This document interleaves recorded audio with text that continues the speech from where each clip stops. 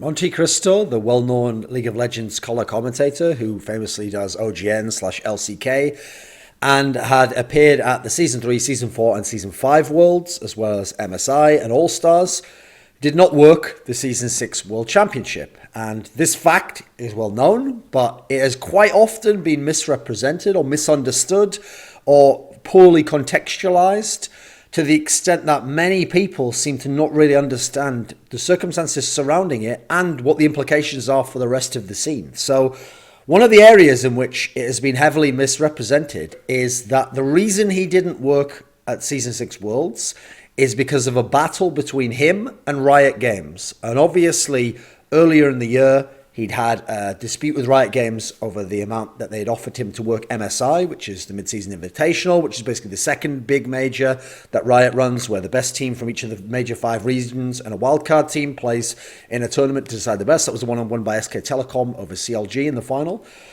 People have even taken a different aspect of his battle with Riot, which is where his team, NA/LCS team, Renegades, he was banned from owning them and forced to sell.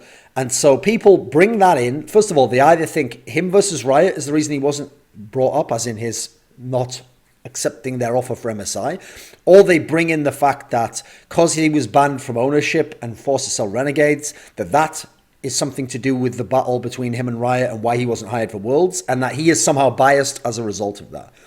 Now, first and foremost, what people are forgetting is that it wasn't just MonteCristo who turned down the rate for MSI.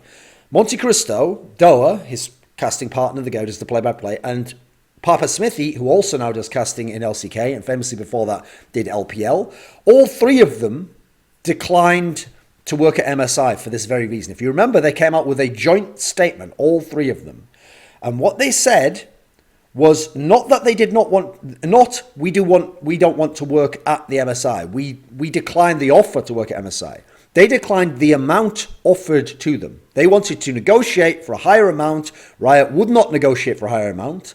And therefore, they said, we will not work as a result of this. And the reason being that the amount offered to them was not in line with what people in other games, some of them smaller games with smaller viewership in esports, get for events that are of the scale of MSI. Like one of the top 2 events of the whole year, a huge major. And obviously in League of Legends, there are less events. So that was kind of the emphasis. That was the point of what was being made by this sort of protest and an attempt to get Riot back on side and negotiating in the future for events. So a key detail to note is how this helps frame the story and how it gets misrepresented when we now go to Worlds, which is obviously the other major event and is actually the biggest event in League of Legends. So when Worlds comes along, that trio, Monte, Doa, and Papa, is no longer the trio that isn't hired for the event. Papa Smithy is hired for the event, accepts, and says good things about the process. But here's the key detail, because people are misusing what Papa Smithy has said, and these are not, the misrepresentations are certainly not what I think he would say if you were to ask him now, based on conversations I've had with him over the years. So when he talked about how the rate was good for him, and how the process was good for him, and how he's had a good relationship with Rioters, and he enjoyed working Worlds and all the rest of it, he means exactly that for him, the context of who he is and where he is in his career. You have to understand, Papa Smithy was only involved in LCK for something like a year by the time that Worlds came around, maybe like a year and a half or something.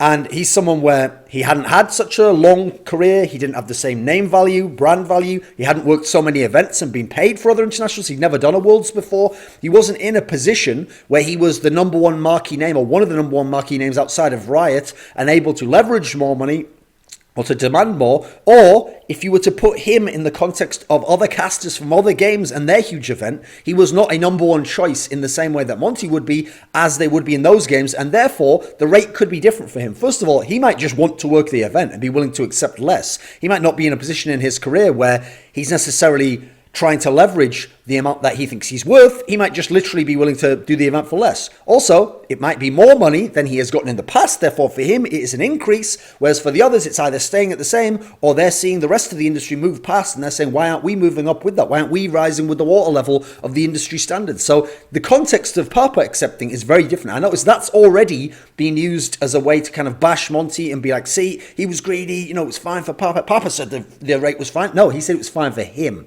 That's a very key piece of context that people are removing.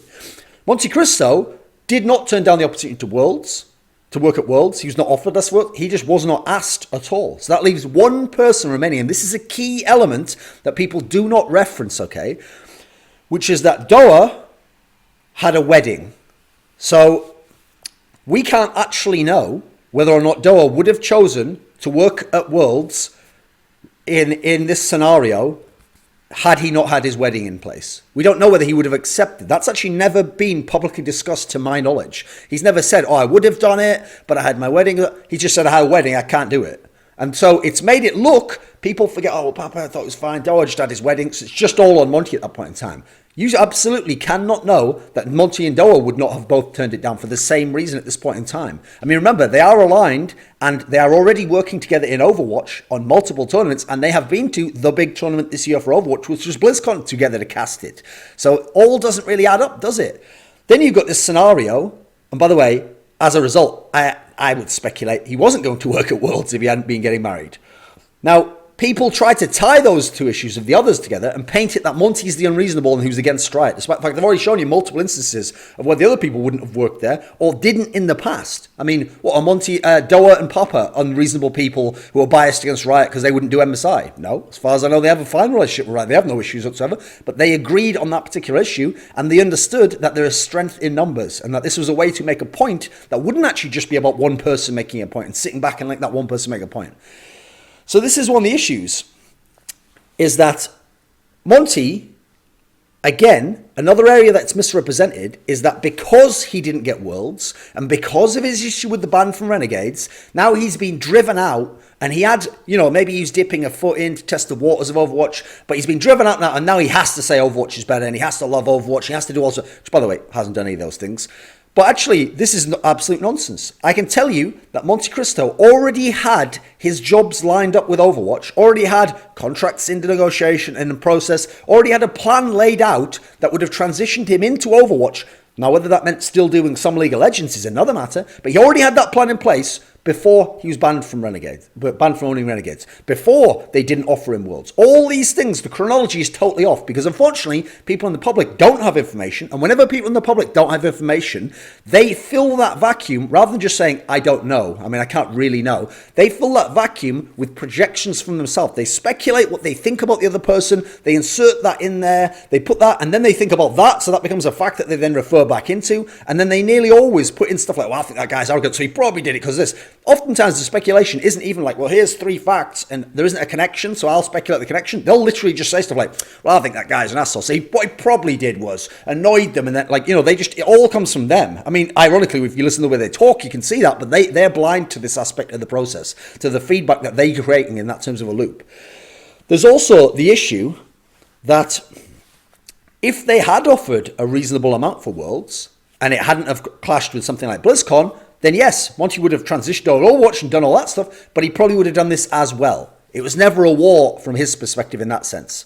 Finally, there's actually an aspect to this, which I think is probably the most unfair way of mischaracterizing and misrepresenting this entire issue, which is that because people like Papa did work Worlds and got a good amount, according to them, in the context of their careers and enjoyed it and had a good time, and other casters from Riot talking about how they think it's good and how some of these issues are being addressed, etc.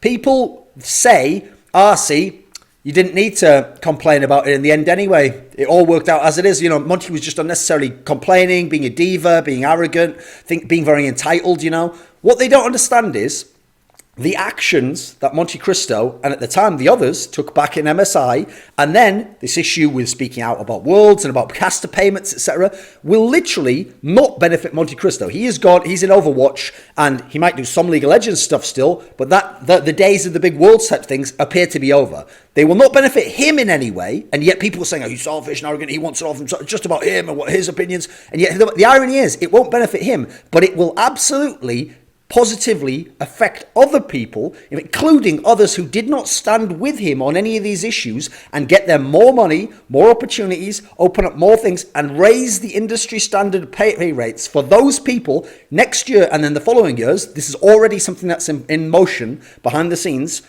because of what Monte did. And as a reaction to that, because it's something I call the big brother effect, okay? So what it is you have a brother who comes along, the big brother, and he's the first child, he's the firstborn, and let's say he's like 5 or 6 years older than the second brother.